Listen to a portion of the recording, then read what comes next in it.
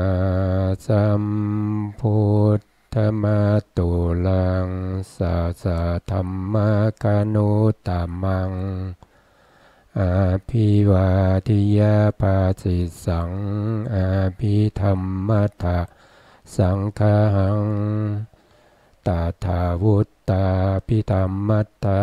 จตุธาปรมัตถาโตจิตตังเจตสิกังธัมมังนิพพานะมิติสัพพทาขอนมัสการพระมหาเถระพระสังฆาธิการพระเถระพระเถรานุเถระและขอสวัสดีท่านผู้ฟังที่เคารพทุกท่านนะครับที่สนใจในพระธรรมคำสั่งสอนของพระสัมมาสัมพุทธเจ้านะครับรายการนี้ก็เป็นรายการพระไตรปิฎกลอยฟ้านะครับตอนพระอภิธรรมนะครับซึ่งผมก็จะได้มาพบกับท่านนะครับเป็นประจำในรายการนี้นะครับวันนี้ก็ตรงกับวันขึ้น9 ค่ำนะครับเดือนเขียงหรือเดือนหนึ่งเหนือนะครับตรงกับวันพฤหัสบดีที่18เดือนตุลาคม2561ซึ่งเป็นครั้งที่23นะครับที่ได้มาพบกันนะแล้วก็ในรายการนี้เราก็จะพูดในเรื่องของพระอภิธรรมเป็นส่วนใหญ่เลยนะครับก็จะมีในเรื่องของพระสูตรบ้างนะครับแต่ไม่มากพระสูตรพระวินัยบ้างนะครับที่เข้ามาเกี่ยวข้องนะครับแต่ส่วนใหญ่เราจะพูดเรื่องของพระอภิธรรมนะครับทุกท่านก็คงจะเข้าใจนะครับแล้วว่าพระอภิธรรมเนี่ยไม่ใช่เป็นคำสั่งสอนของบุคคลทั่วไปไม่ใช่เป็นคำสั่งสอนของพระสาวกทั้งหลายนะครับพระอภิธรรมนี้เป็นคำสั่งสอนโดยตรงของพระสัมมาสัมพุทธเจ้านะครับซึ่งถ่ายทอดกันมาเรื่อยๆนะครับตั้งแต่พระสารีบุตรนะครับแล้วก็ถ่ายทอดแก่สายาลูกศิษย์ของท่านนะครับลูกศิษย์ของท่าน3ที่อดีตชาติเคยเป็นค้างคาวมาก่อนแล้วก็ถ่ายทอดมาถึงพระอานนท์นะครับพระอานนท์ก็ทรงจำเอาไว้นะจำเอาไว้ในส่วนที่เป็นพระอภิธรรมนะครับแล้วก็นำมาทำสังคายนานะครับยกขึ้นสู่พระไตรปิฎกนะครับซึ่งสภาวะธรรมพวกนี้เป็นสภาวะที่บุคคลธรรมดาไม่สามารถที่จะแยกได้นะครับที่จะสามารถแยกว่าจิตนะครับจิตมี89ว่าโดยยอดหรือว่าจิตว่าโดยพิสดารก็มี121นะครับเท่าที่เราจะสามารถเรียนกันได้นะครับจริงๆแล้วถ้าว่าโดยบุคคลแต่ละคนเนี่ยเอาจิตของแต่ละบุคคลมาศึกษาเนี่ยมันจะเยอะมากนะครับมันจะเยอะมากเพราะฉะนั้นจะศึกษาเนี่ยมันจะศึกษาไม่ไหวนะครับมันเยอะเกินไปนะครับเพื่อให้การศึกษาเนี่ยง่ายขึ้นนะครับพระพุทธองค์ก็เลยนำเฉพาะจิตที่มีลักษณะมีคุณสมบัติต่างๆที่คล้ายคลึงกันที่เหมือนกันมาจัดอยู่ในประเภทเดียวกันนะครับการที่พระพุทธองค์จัดมาอย่างนี้เนี่ยในธรรมสังคณีมีนะครับธรรมสังคณีก็คือพระอภิธรรมคัมภีร์ที่1นะครับตามที่เราเข้าใจว่าพระอภิธรรมในพระไตรปิฎกเนี่ยมีอยู่7คัมภีร์นะครับแต่ที่เรากำลังพูดถึงเนี่ยก็จะอยู่ในเรื่องของจิตตุปาทกันนะครับก็อยู่ในธรรมสังคณีปกรณ์นะครับซึ่งเป็นคัมภีร์ที่1ของพระอภิธรรมนะการที่พระพุทธองค์ทรงจัดได้อย่างนี้เนี่ยก็จะเห็นได้ว่านะครับการศึกษาของเรานะครับที่จะศึกษาเรื่องของพระอภิธรรมเนี่ยก็ยังมีสืบต่อมาจนถึงทุกวันนี้นะครับแต่ถ้าให้ใครก็ตามนะครับมาบัญญัติในเรื่องของพระอภิธรรมเนี่ยจะไม่สามารถรู้ได้ว่า นะครับอย่างเช่นจิตของเรามีกับตัว ตัวเราเนี่ยถ้าเราไม่ได้ศึกษามาเราก็จะไม่รู้ว่าในขณะนี้จิตอะไรเกิดกับเราอยู่นะครับจิตนั้นเป็นชาติอะไรนะครับเป็นชาติอกุศลนะหรือว่าจะเป็นชาติกุศลหรือว่าเป็นชาติวิบากหรือว่าจะเป็นชาติกิริยาไม่มีใครจะสามารถรู้ได้นะครับนอกจากนั้นพระพุทธองค์ยังจำแนกแยกแยะจิตโดยการประกอบของเจตสิกอีกนะครับเจตสิกก็จะมีอยู่52ก็จะประกอบอยู่ในจิตโดยเลี่ยลายทั่วไปนะครับก็จะสามารถที่จะรู้ได้ว่าจิตดวงนี้นะมีสภาวะเป็นอย่างนี้นะมีเจตสิกที่มีสภาวะต่างๆเนี่ยประกอบอยู่ในจิตนั้นด้วยนะครับอันนี้ก็จะแสดงให้ถึงว่าพระปัญญาของพระสัมมาสัมพุทธเจ้าเนี่ยทรงสามารถที่จะเข้าไปรู้ในสภาวะของจิตนะครับแล้วก็เจตสิกที่ประกอบในจิตแล้วพระพุทธองค์ยังรู้ในเรื่องของรูปธรรมด้วยนะสามารถที่จะแยกรูปที่เป็นอยู่ในสิ่งมีชีวิตทั้งหลายเนี่ยนะครับว่าโดยรูปแล้วก็จะมีอยู่28รูปนะครับก็จะแยกเป็นส่วนๆว่าเป็นมหาพุทธรูปไว้เป็นอุปาทายรูปหรือว่าเป็นนิพพานรูปแล้วก็นิพพานรูปอย่างเงี้ยนะครับก็จะมีอยู่มากมายตลอดจนพระพุทธองค์นี้ก็ยังสามารถบัญญัติในเรื่องของนิพพานว่านิพพานเนี่ยมีลักษณะสันตินะสันติลักขณังนะครับก็คือเป็นความสุขนะครับเป็นความสุขอย่างเดียวไม่มีในส่วนที่เป็นความทุกข์ไม่มีในส่วนที่เป็นอนิจจังเข้าไปประกอบอยู่ในนิพพานนะครับอันนี้ก็เป็นสัพพัญญูนะครับเป็นสัมพัญญูสัมมาสัมพุทธเจ้าตรัสรู้เองนะครับแล้วก็ยังบัญญัติแล้วก็นำมาสอนให้ผู้อื่นตรัสรู้ได้ด้วยนะครับผู้ที่ตรัสรู้ตามพระพุทธเจ้าเนี่ยไม่ใช่มีเป็นร้อยนะแต่มีเป็นโกรธนะครับมีเป็นโกรธถ้าว่าโดยมนุษย์เราก็หลายโกรธนะครับแต่ถ้าว่าโดยพวกที่เป็นเทวดาเป็นพรหมก็มากมายไม่สามารถที่จะคำนวณออกมาได้นะครับซึ่งผู้ตรัสรู้เหล่านี้เนี่ยนะครับได้รับฟังพระธรรมคำสั่งสอนของพระสัมมาสัมพุทธเจ้านะครับจึงทำให้เขาเนี่ยไม่ต้องเวียนว่ายตายเกิดได้พบกับความสุขที่แท้จริงก็คือความสุขในนิพพานนะครับอันนี้ก็ให้เราเชื่อมั่นได้ว่าพระอภิธรรมเป็นคำสั่งสอนของพระสัมมาสัมพุทธเจ้านะครับไม่ใช่เป็นคำสั่งสอนของบุคคลใดบุคคลหนึ่งนะครับถ้าว่าโดยคำสั่งสอนของบุคคลใดคนหนึ่งเนี่ยจะไม่สามารถที่จะบัญญัติด้วยความละเอียดตามสภาวธรรมที่เราศึกษามา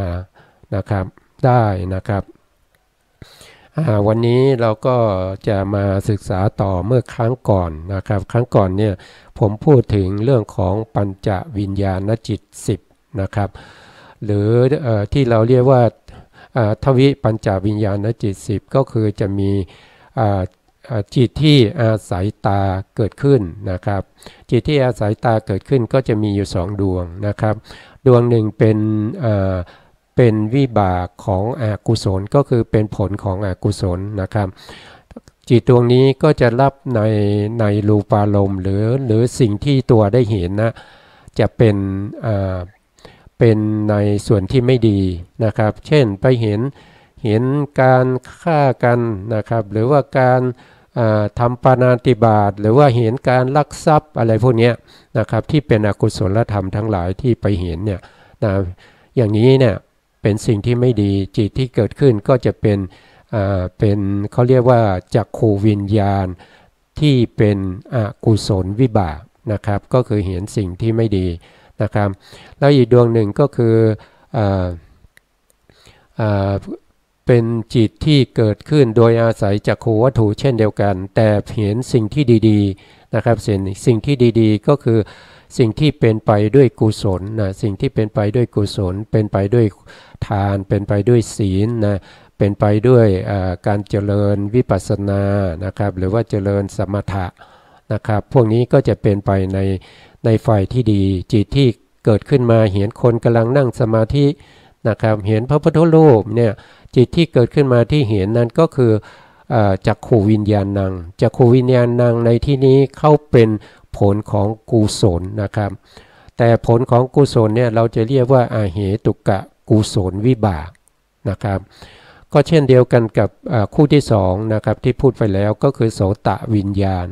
นะครับโสตวิญญาณก็มีสองดวงเช่นเดียวกันนะครับรับอารมณ์ที่ดีอันหนึ่งแล้วก็รับอารมณ์ที่ไม่ดีอันหนึ่งนะครับแล้วก็คู่ที่สามนะคู่ที่สามก็เป็นฆานวิญญาณนะครับฆานวิญญาณก็จะเป็นจิตประเภทที่เกิดขึ้นโดยอาศัยประสาทจมูกนะครับไปรู้กลิ่นนะครับรู้กลิ่นที่ดีรู้กลิ่นที่ไม่ดีอันหนึ่งนะครับรู้กลิ่นที่ดีดวงหนึ่งนะครับอันนี้ก็เป็นคู่ที่สามส่วนคู่ที่สี่เนี่ยก็คือชิวหาวิญญาณนะครับชิวหาวิญญาณนี่ก็เป็นจิตที่อาศัยประสาทลิ้นเกิดขึ้นรู้รสนะรู้รสที่ดีอันดวงหนึ่งและรู้รสที่ไม่ดีดวงหนึ่งนะครับจิตทั้ง8ดวงนี้นะครับที่พูดมาจากโคโสตะคานะชิวหานะครับชื่อเขาจะเหมือนกันนะครับก็4 2ก็เป็น8ดวงนี้จะเกิดขึ้นพร้อมกับอุเบกขานะครับที่เราเรียกว่านะครับอุเบกขาสหคตังนะครับอุเบกขาสหคตังนะครับเป็นจิตที่เกิดขึ้นพร้อมด้วยความเฉยๆนะคู่ที่5เนี่ยก็จะเป็นจิตที่เกิดขึ้นโดยอาศัยกายประสาทนะครับก็จะเรียกว่ากายวิญญาณนะครับกายวิญญาณหรือบาลีก็จะเรียกว่ากายวิญญาณังนะครับจิตนี้นะครับจะมีจิตที่2ดวงนี้นะครับจะมีจิตดวงหนึ่งก็เป็นผลของอกุศลวิบากนะครับในการที่กายเราเนี่ยได้สัมผัสกับสิ่งที่ไม่ดีนะครับจิตดวงนี้ก็จะเกิดขึ้นเป็นผลของอกุศลวิบากนะครับอีกดวงหนึ่งจิตที่เกิดขึ้นนะครับได้กระทบกับสิ่งที่ดีๆนะครับได้นั่งที่นุ่มๆนะครับได้อยู่ในที่อากาศเย็นสบายๆนะครับไม่ร้อนมากไม่เย็นมากนะครับแล้วก็ได้ที่มีสุขภาพร่างกายก็ไม่เคร่งเครียดนะครับไม่เคร่งเครียดเป็นสบายๆหย่อนพอดีนะครับอย่างเช่นเรายกขาอย่างนี้นะครับมันมีส่วนที่ตึงแล้วก็ส่วนที่หย่อนนะครับถ้าส่วนที่ตึงนะก็จะเป็นก็จะมีความทุกข์นะพอมีความทุกข์ก็เป็นผลของอกุศลนะในส่วนที่หย่อนพอดีเนี่ยไม่เข่งตึงเกินไปเนี่ยอันนั้นเป็นผลของกุศลวิบากนะครับอันนี้ก็เป็นทวิปัญจวิญญาณจิตทั้ง10ที่เราเรียนไปแล้วนะครับแล้วก็ในส่วนที่เหลือนะครับส่วนที่เหลือที่เราเรียกว่าสัมปติชนะจิตก็มี2ดวงนะครับอันนี้ก็พูดไปบ้างแล้วเมื่อครั้งที่แล้วนะครับแล้วก็มีสันติละนะสันติละนะจิตเนี่ยก็เป็นจิตที่มีอยู่3ดวงนะครับจิตที่เป็นเกิดพร้อมด้วยอุเบกขานะครับก็คือความเฉยๆนี่มี2ดวงนะครับแล้วก็อีกดวงหนึ่งก็คือเกิดพร้อมด้วยความดีใจนะครับก็เป็นสันติละนะ3นะครับอันนี้ก็คือเป็นผลของกุศลและอกุศลนะครับมีอยู่ทั้งหมด15ดวงด้วยกันนะครับแต่เป็นประเภทที่จิตไม่สวยงามนะครับไม่สวยงามเป็นจิตที่ไม่มีเหตุประกอบนะครับทีนี้เราก็มาดูรายละเอียดก่อนนะครับว่าจะเป็นอย่างไรนะครับ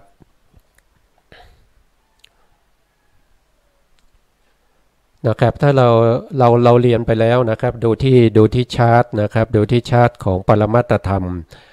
4นะครับในส่วนที่เป็นเรื่องของจิตนะครับที่เราเรียนไปแล้วก็คือตรงนี้นะครับเนี่ยนะครับก็จะเรียกว่าทวิปัญจวิญญาณจิต10ก็จะมีจักขู่2ดวงใช่ไหมครับดีดูเห็นที่ดีอันหนึ่งเห็นไม่ดีอันหนึ่งนะครับโดยคู่ที่2ก็เป็นโสตะโสตวิญญาณนะครับก็เห็นไม่ดีอันหนึ่งเห็นดีอันหนึ่งนะครับแล้วก็คานะวิญญาณก็เห็นไม่ดีอันหนึ่งเห็นดีอันหนึ่งนะครับแล้วก็ชิวหานะครับเห็นไม่ดีโทษทีนะครับชิวหาก็คือรู้รสรู้รสที่ไม่ดีอันหนึ่ง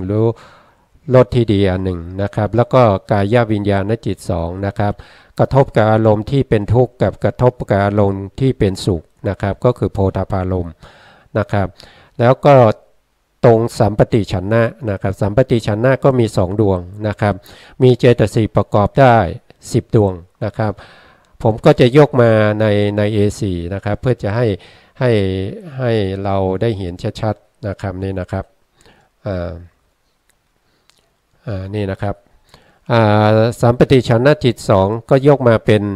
ใน A4 2ดวงนี้นะครับสัมปติฉันนะจิต2เนี่ยเป็นจิตที่เกิดขึ้นพร้อมด้วยเวทนาที่เป็นอุเบกขานะครับเวทนาที่เป็นอุเบกขานะครับแล้วก็เขาเนี่ยมีหน้าที่รับอารมณ์ประเภทที่เกิดต่อมาจากทวิปัญจวิญญาณจิต10นี้นะครับไม่ว่าจะเป็นทางตาทางหูทางจมูกทางลิ้นแล้วก็ทางกายเมื่อเกิดขึ้นแล้วอย่างใดอย่างหนึ่งเกิดขึ้นแล้วจิตที่จะขึ้นมารับอารมณ์ต่อจากนั้นคือสัมปติฉันนะจิตนะสัมปติฉันนะจิตเนี่ยมีหน้าที่ในการรับอารมณ์ต่อจาก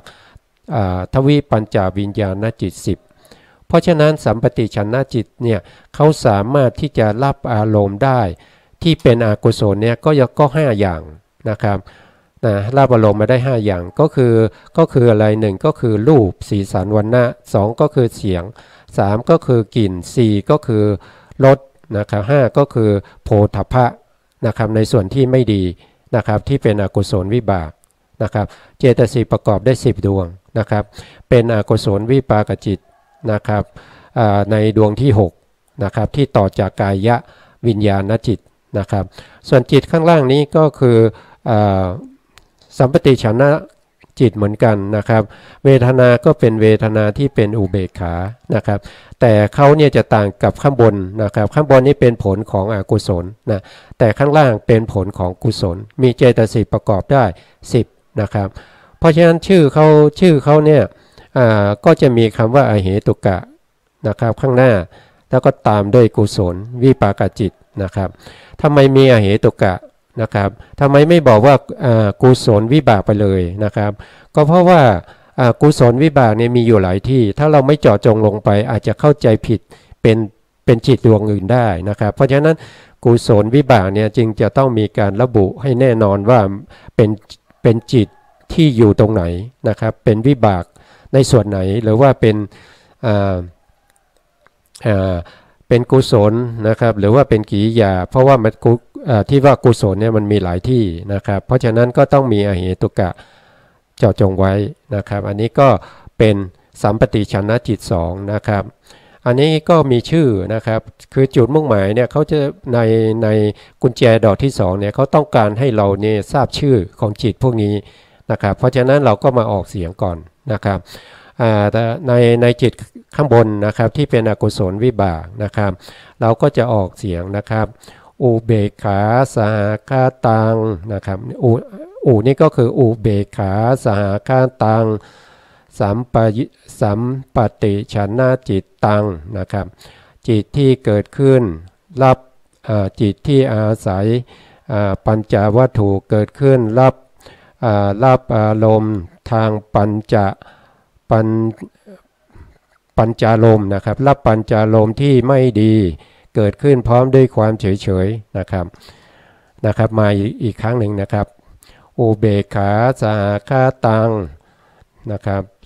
สัมปติฉันนะจิตตังนะครับจิตที่อาศัยจิตที่อาศัยนะครับโทษทีจิตที่รับอารมณ์ทางปัญจทวารนะครับเกิดขึ้นพร้อมด้วยความเฉยๆนะครับรับอารมณ์ที่ไม่ดีนะครับเกิดขึ้นพร้อมด้วยความเฉยๆนะครับอันนี้ก็มันเป็นยังไงมันเป็นอนิจจังนะครับจิตข้างล่างนะครับก็เป็นอุเบกขาสหคาตังสัมปยุตตจิตตังนะครับจิตที่อาศัยมโนทวาราวะอาศัยหาทายวัตถุเกิดขึ้นรับอารมณ์ที่เป็นปัญจารมณ์ที่ดีนะครับเกิดขึ้นพร้อมด้วยความเฉยๆนะครับก็จะออกมาได้ลักษณะนี้นะครับ นะอันนี้ก็เป็นสัมปติชนะจิตนะครับเขามีหน้าที่รับอารมณ์เฉยๆนะรับอารมณ์แล้วส่งต่อนะครับเขาไม่ได้ทำอะไรแค่รับอารมณ์คล้ายๆลักษณะหน่วงอารมณ์นะครับอารมณ์มาอย่างไงเขาก็รับอย่างนั้นแล้วก็ส่งต่อไปในส่งต่อไปให้จิตดวงใหม่ที่จะเกิดขึ้นมารับนะครับก็จะเป็นในลักษณะนี้นะครับต่อไปนะครับก็จะเป็นคู่ที่7นะครับคู่ที่7นะครับคู่ที่7เนี่ยก็คืออะไรก็คือสัมปติฉันนะนะครับสัมปติฉันนะนะครับคู่ที่7นะครับคู่ที่7เนี่ยเป็นสันติแล้วนะโทษทีครับผมวันนี้เบอร์ไปเยอะเลย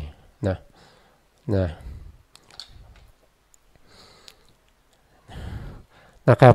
คู่ที่6เนี่ยเป็นสัมปติฉันนะคู่ที่7เนี่ยก็เป็นสันติแล้วนะครับ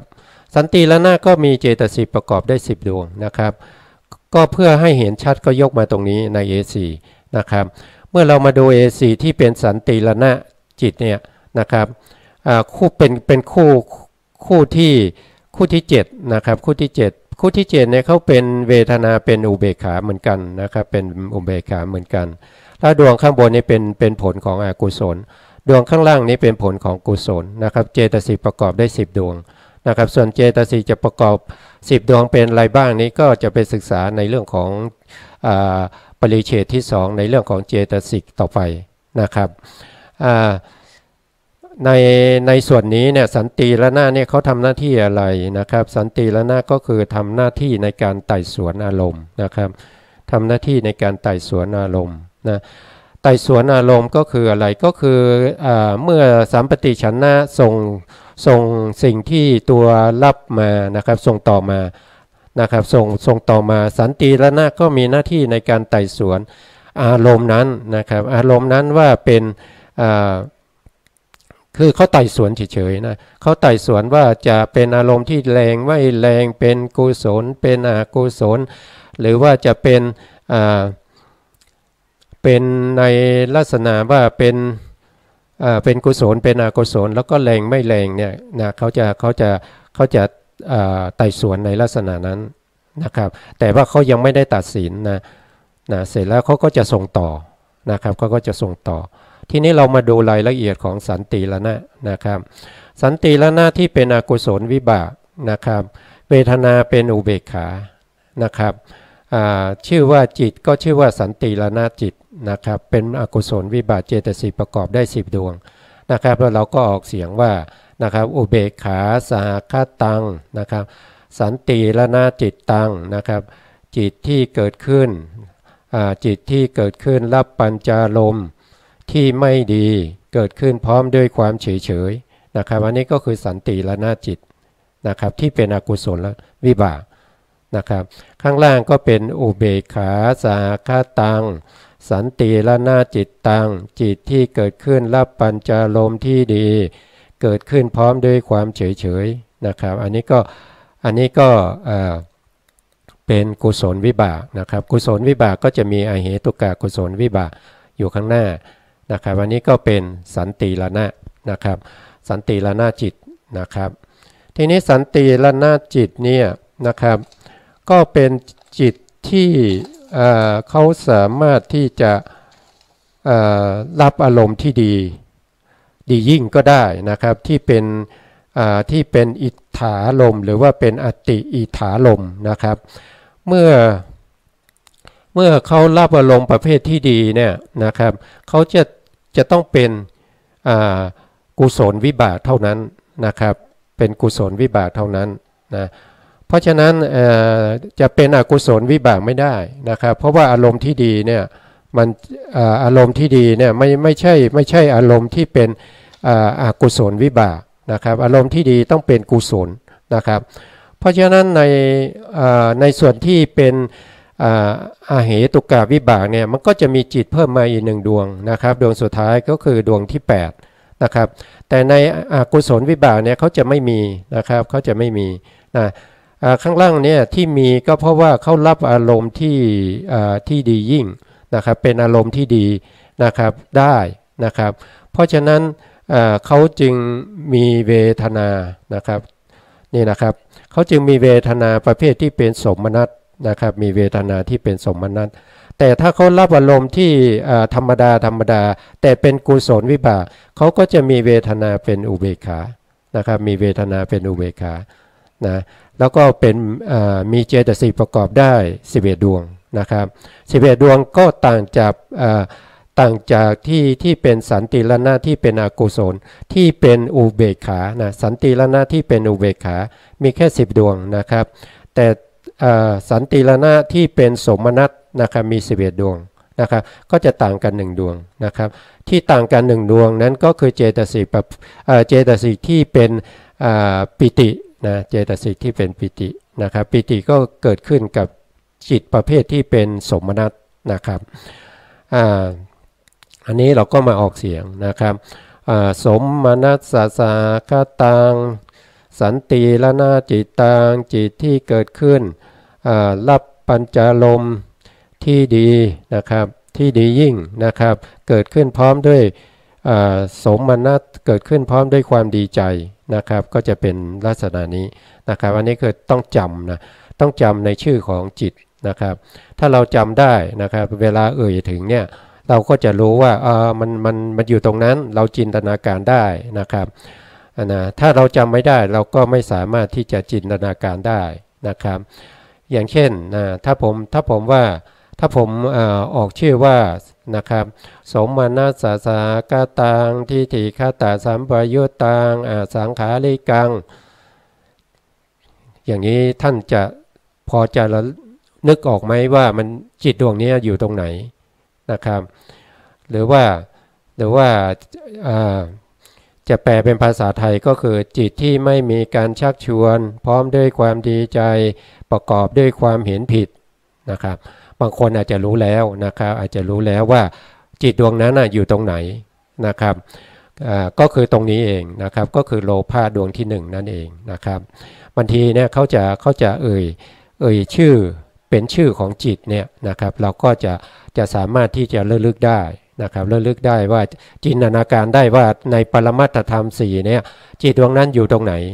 นะครับถ้าจำได้อย่างนี้ก็จะเรียนพระอภิธรรมด้วยความสนุกนะครับแล้วก็จะได้อรรถรสได้อรรถรสในการที่ศึกษานะครับอันนี้ก็ผ่านไปนะครับเพราะฉะนั้นในส่วนนี้เนี่ยเราก็จะได้หมดแล้วนะตั้งแต่กุศลจิต12นะครับแล้วก็ส่วนที่เป็นวิบากเป็นผลของกุศลและอกุศลนะครับที่เป็นอเหตุกะเนี่ยเราก็ได้หมดแล้วชื่อเราก็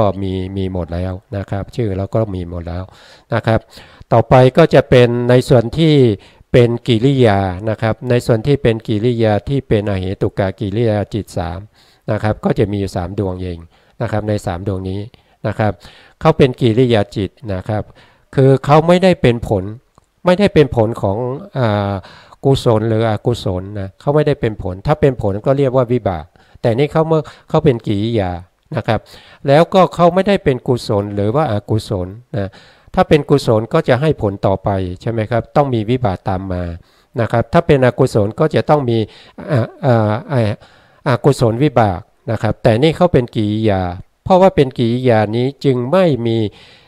ไม่ใช่กุศลและอกุศลแล้วก็ไม่มีวิบากต่อไปนะครับก็จะมีอยู่แค่3ดวงเองนะครับใน3ดวงนี้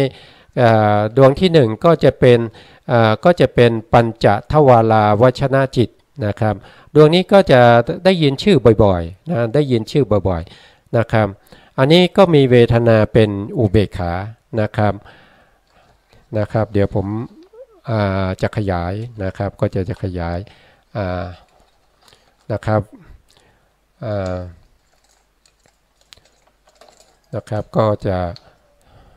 ก็จะมีที่ทำอย่างนี้เพราะว่ากลัวว่าจะเห็นไม่ชัดนะครับผมก็จะยกปัญจทวาราวชนะจิตนี้มาอยู่ใน A4 นะครับใน A4 เนี่ยเราก็จะเห็นคำว่าอุนะอุนี้ก็คืออะไรก็คืออุเบกขาคือเวทนาของจิตดวงนี้นะเขาเป็นอุเบกขาปัญจานี่คืออะไรก็คือปัญจทวาราวชนะจิตนะครับแล้วก็มีเจตสิกประกอบได้10นะครับ เขาอยู่ในส่วนที่เป็นอาเหตุกะกิริยาจิตนะครับในดวงที่1นะครับกิริยาเนี่ยเราก็จะใส่คำว่าอาเหตุกะเพราะว่ากิริยาก็มีหลายที่นะครับเราใส่อาเหตุกะลงไปเพื่อให้รู้ว่ากิริยาดวงนี้มันอยู่ตรงนี้นะครับมันอยู่ในส่วนที่เป็นอาเหตุกะที่ไม่มีจิตที่ไม่มีเหตุประกอบนะครับแล้วอันนี้เขาจะทำหน้าที่จิตดวงนี้เขาจะทำหน้าที่อาวัชนะนะอาวัชนะก็คือการน้อมไปพิจารณาอารมณ์ใหม่ที่เกิดขึ้นนะทางปัญจทวารนะทำปัญจทวารนะครับเวทนาก็เป็นอุเบกขานะครับเพราะฉะนั้นเวลาเราออกชื่อก็จะออกชื่อว่าอุเบกขาสาคาตังนะครับปัญจวิญญาณังนะครับปัญจวิญญาณังนะครับจิตที่รับจิตที่เกิดขึ้นนะครับรับปัญจารมณ์นะครับทั้งที่ดีและไม่ดีนะเกิดขึ้นพร้อมด้วยความเฉยๆนะครับเกิดขึ้นพร้อมด้วยความเฉยๆนะครับไม่ว่าจิตนั้นจะเป็น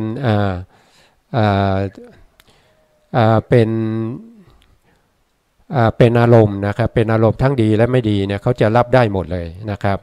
เขาเป็นจิตที่เกิดขึ้นก่อนปัญจทวาราวชนะจิตนะครับเพื่อพิจารณาอารมณ์นะครับพิจารณาอารมณ์ที่มากระทบนะครับแล้วขึ้นไปพิจารณาว่าอารมณ์นี้นะครับ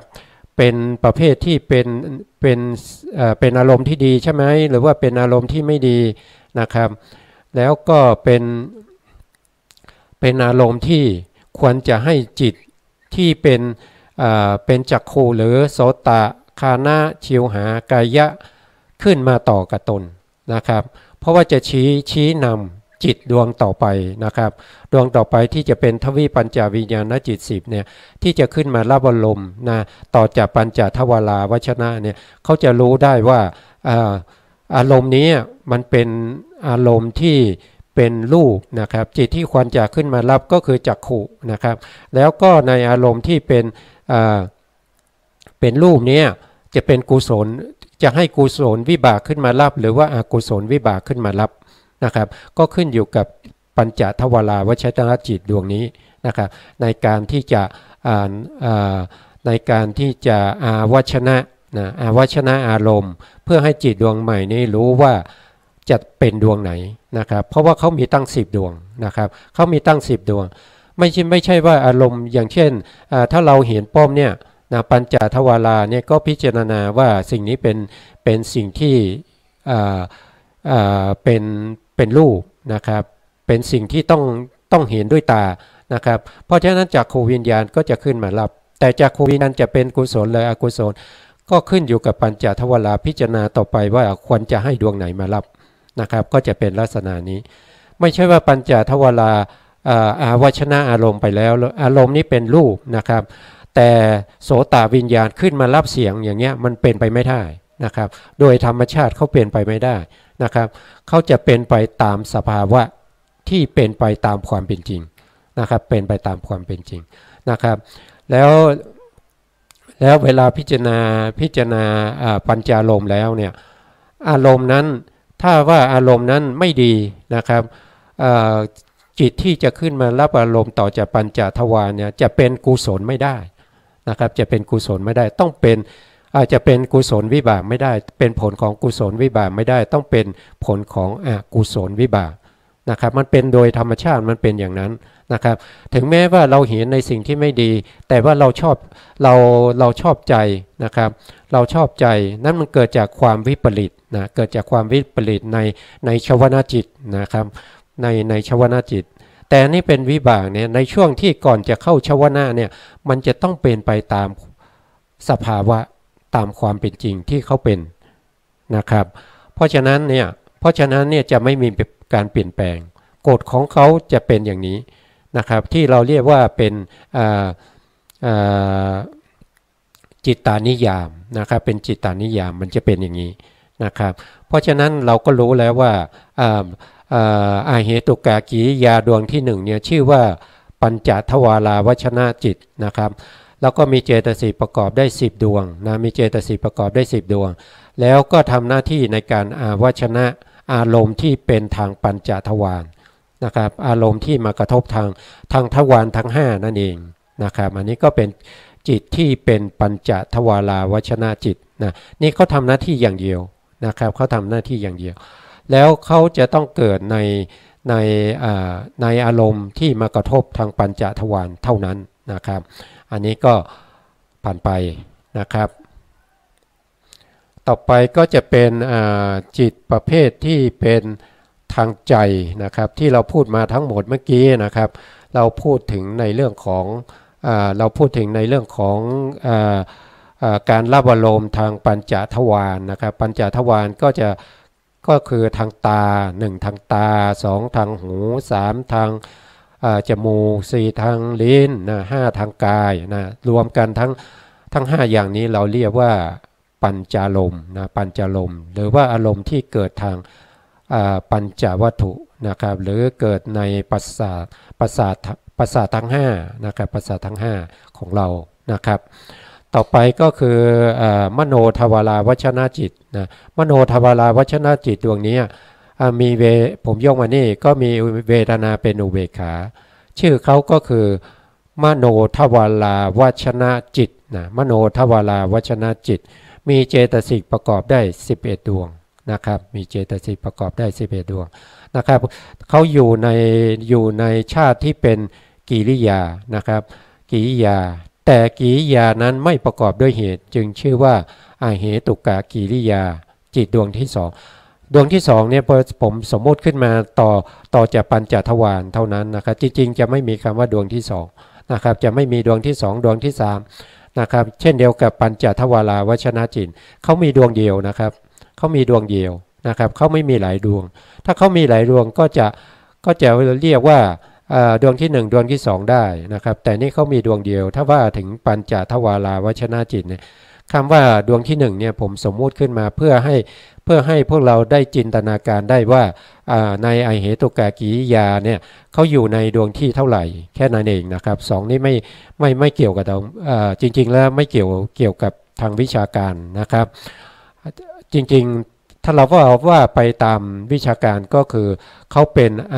เหตุกะกิริยานะครับชื่อว่ามโนทวาราวชนะจิตนะครับมีเวทนานะครับที่เป็นอุเบกขาก็คือความเฉยๆนะครับอันนี้เวลาเราออกเสียงก็เช่นเดียวกันนะครับก็เป็นอุเบกขาสหคาตังนะครับมโนทวาราวชนะจิตตังนะครับถ้าแปลก็จิตที่อาศัยมโนนะครับอาศัยหัตถยวัตถุเกิดขึ้นนะครับรับอารมณ์ทาง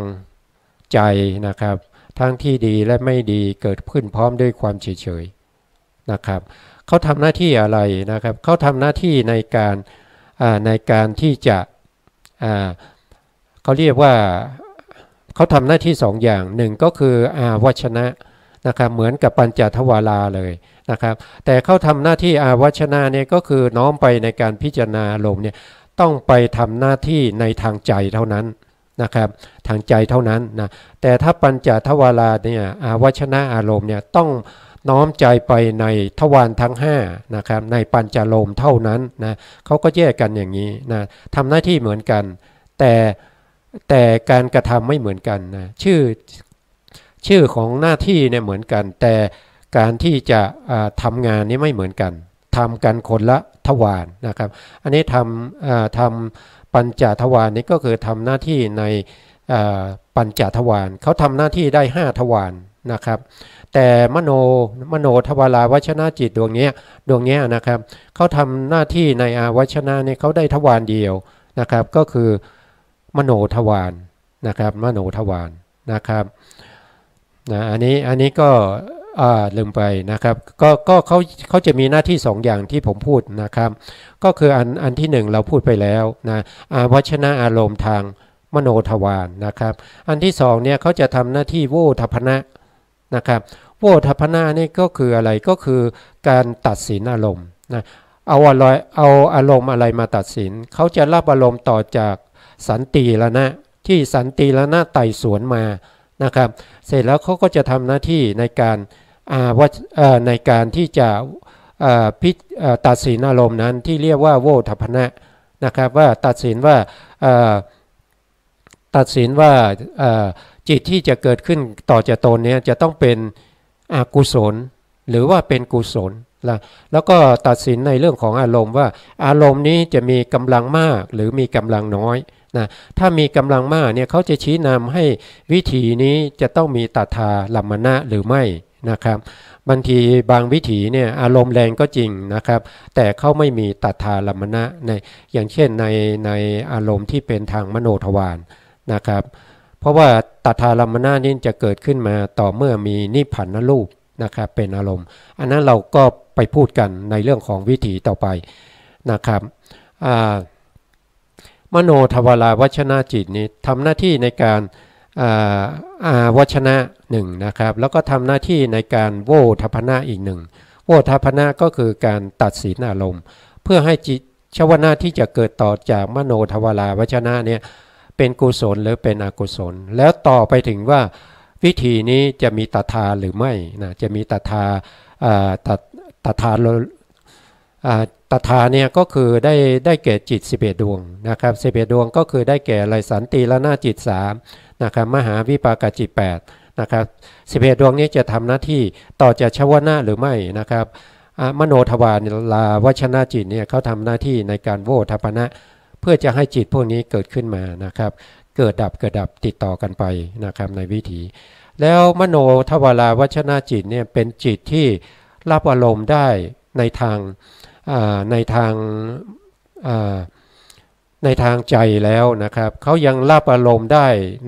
ในทวารที่เป็นปัญจทวารได้ด้วยนะครับแต่จะต้องเป็นในประเภทที่บุคคลที่มีอภิญญาที่สามารถเข้าไปเห็นนะเข้าไปเห็นได้นะครับอันนั้นก็จะว่ากันต่อไปนะครับอภิญญาต่างๆนะครับอันนี้ก็เป็นมโนทวาราวชนะจิตนะครับต่อไปก็จะเหลืออีกหนึ่งดวงนะครับในส่วนที่เป็นเหตุกะจิตนะครับจิตดวงสุดท้ายที่เป็นเหตุกะก็คือจิตดวงที่18นะครับในดวงที่18เนี่ยก็จะชื่อว่านะครับก็จะชื่อว่าหาสิตุปาทะนะหาสิตุปาทะจิตนะครับเวทนาเป็นสมนัตนะเวทนาเป็นสมนัตเจตสิกประกอบได้12ดวงนะครับก็อยู่ในส่วนที่เป็นอเหตุกะกิริยานะครับ3เนี่ยก็คือนับต่อมาจากปัญจทวาราวชนะ1นะครับมโนทวาราวชนะ2แล้วก็หาสิตุก็คือ3นะแต่จริงๆแล้วเขาจะไม่ใส่1 2 3นะครับจะไม่พูดกันแต่อันนี้เพื่อจะให้เข้าใจแล้วก็สามารถจินตนาการได้ว่าเขาอยู่ในตรงไหนอย่างไรนะครับจิตดวงนี้ทำหน้าที่อะไรจิตดวงนี้เป็นจิตของพระอรหันต์นะจิตของพระอรหันต์เนี่ยทำหน้าที่ในการยิ้มของพระอรหันต์นะครับทำหน้าที่ยิ้มของพระอรหันต์นะครับพระอรหันต์เนี่ยท่านจะยิ้มอย่างมากก็เห็นลายฟันนะครับอย่างที่หลายพระสูตรนะครับได้กล่าวถึงพระพุทธองค์ทรงพระส่วนนะครับแล้วก็จะมีรัศมีนะพุ่งออกจากพระเขี้ยวแก้วนะครับรัศมีก็จะมาวนรอบนะมาวนรอบพระกายของพระพุทธองค์นะครับ3 รอบแล้วก็จะหายไปนะครับเพราะฉะนั้นบุคคลที่เดินตามมาข้างหลังเนี่ยก็จะรู้ได้ว่าพระพุทธองค์ทรงพระสุดนะครับในการยิ้มขึ้นมาเนี่ยนะครับเพราะฉะนั้นก็จะเป็นเหตุในการที่จะมีการถามแล้วก็จะมีเรื่องราวต่อจากตรงนั้นในพระสูตรต่อไปนะครับก็ยิ้มด้วยจิตดวงไหนก็คือยิ้มด้วยจิตดวงนี้นะครับยิ้มด้วยจิตดวงนี้นะครับอันนี้ก็จะเป็นหาสิตุปาทะนะครับชื่อเขาก็จะเป็นสมนัสสะสหกตังนะครับ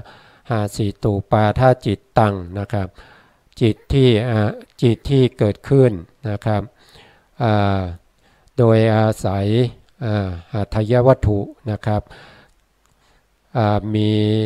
จิตที่เกิดขึ้นโดยอาศัยหทัยวัตถุนะครับพร้อมด้วยความดีใจนะครับเดี๋ยวสักครู่รายละเอียดเรื่องของชื่อเนี่ยนะครับเดี๋ยวก็ว่ากันอีกทีนะครับว่ากันอีกทีเพราะ ผมก็ไม่ค่อยได้ท่องมาเรื่องของเรื่องของเรื่องของชื่อของจิตนะครับเพราะว่าอะไรสมัยที่ผมเรียนเนี่ยก็ไม่ได้ท่องนะครับแล้วก็ผมเรียนมาตอนนี้ท่านนับไปนะครับผมเรียนเมื่อปี44นะครับปี44ก็คือเรียนเรื่องพวกนี้นะครับนี้ก็จะเข้า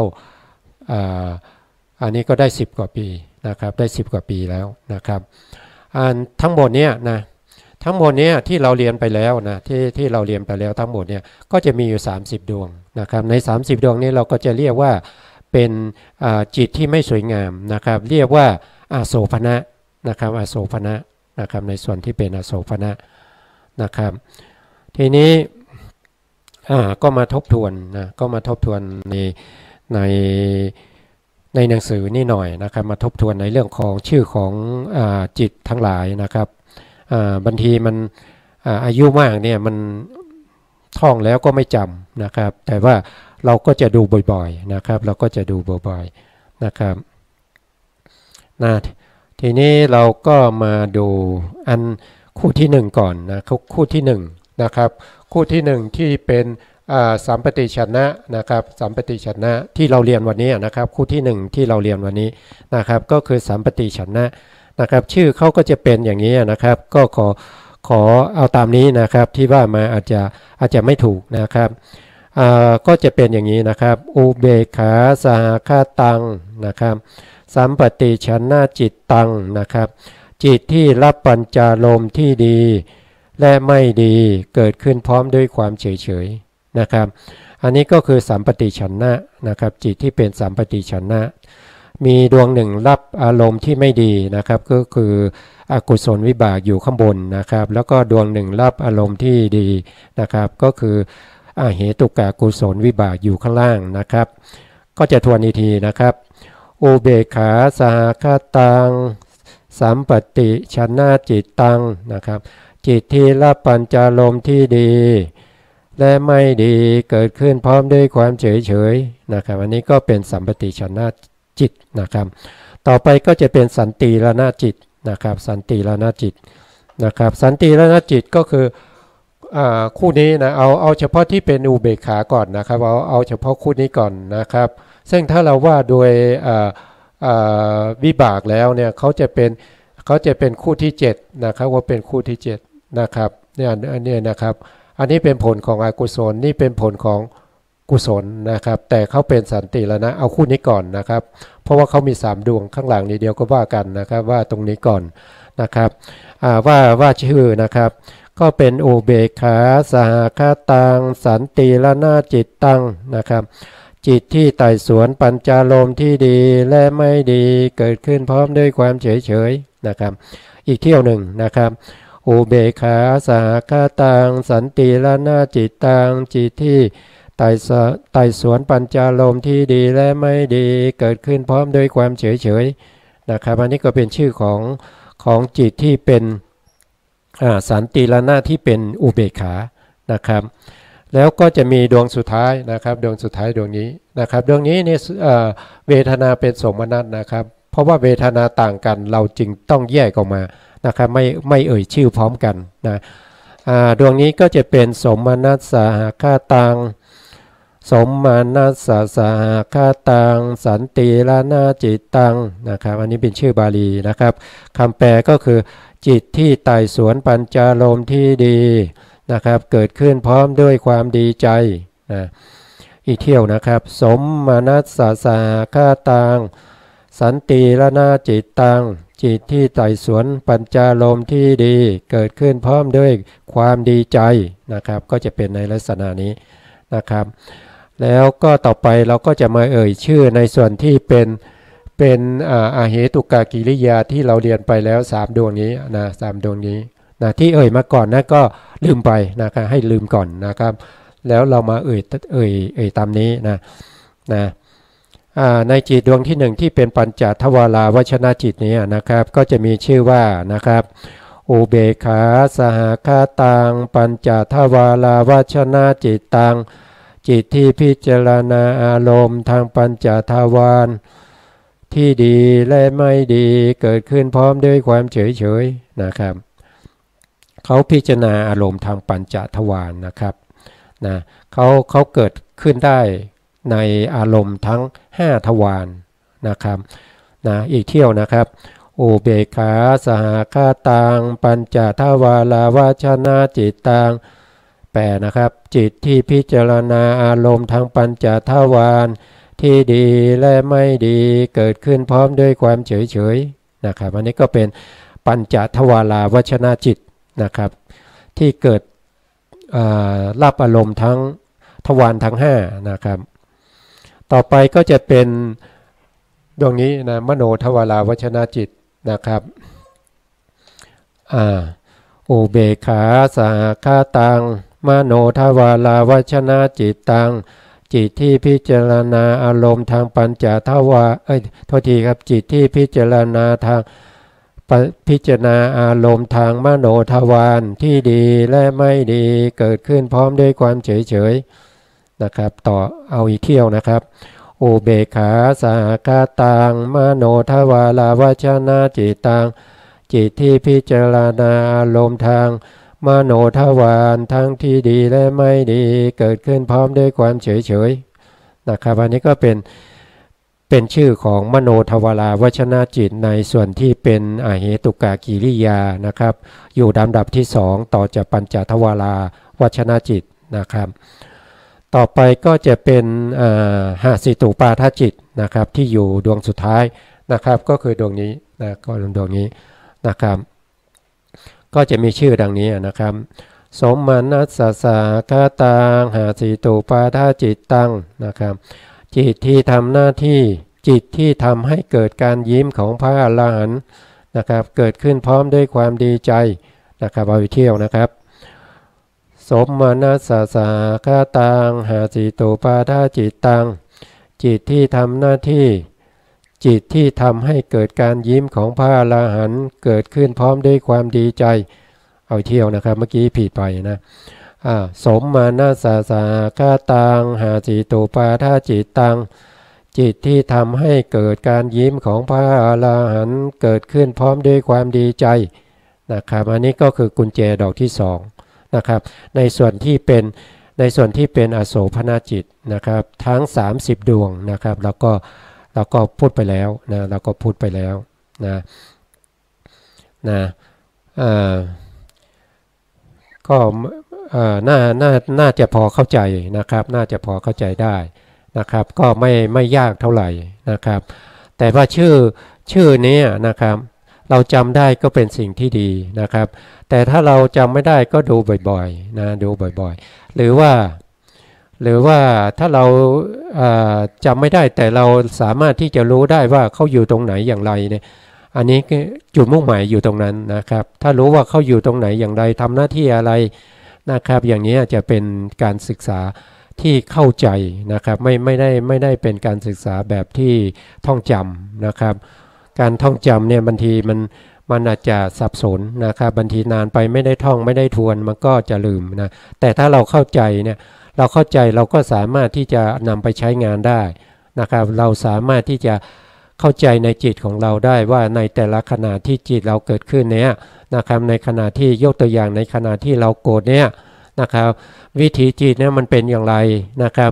มันเป็นอย่างไรมันจึงโกรธนะครับมันทำไมไม่เป็นเฉยๆนะครับทำไมมันโกรธนะครับความโกรธเนี่ยมันเป็นโทสะนะครับทำไมมันไม่เป็นประเภทที่ดีใจหรือว่าเฉยๆนะครับก็มันเกิดจากอะไรนะครับวิถีจิตเป็นยังไงอย่างเนี้ยเราก็จะสามารถที่จะเรียนพระอภิธรรมได้อย่างสบายใจแล้วก็เกิดความสนุกนะครับเกิดความสนุกในเรื่องของอัฏฐะแล้วในเรื่องของพยัญชนะทั้งหลายนะครับตอนนี้ก็ใกล้หมดเวลาแล้วนะครับใกล้หมดเวลาแล้วนะครับส่วนที่เหลือในเรื่องของโสภณจิต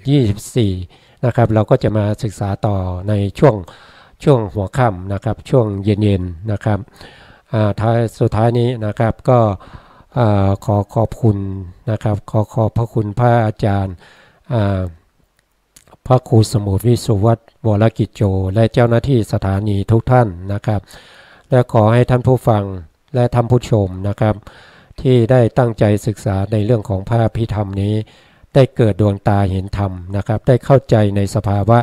ของธรรมที่มีอยู่กับตัวเรานะครับและสามารถนำเอาไปใช้ได้ในชีวิตประจำวันทุกท่านทุกคนด้วยกันเทิน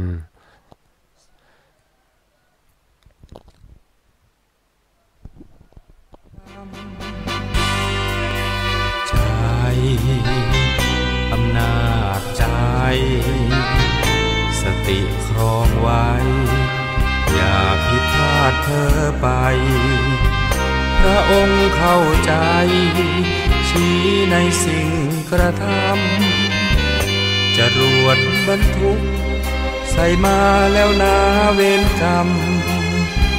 คิดจะกระทำย้ำให้พึงสังวร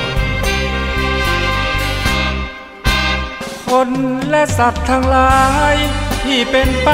ต่างๆนานาชีวิตแตกต่างนานากรรมชักพา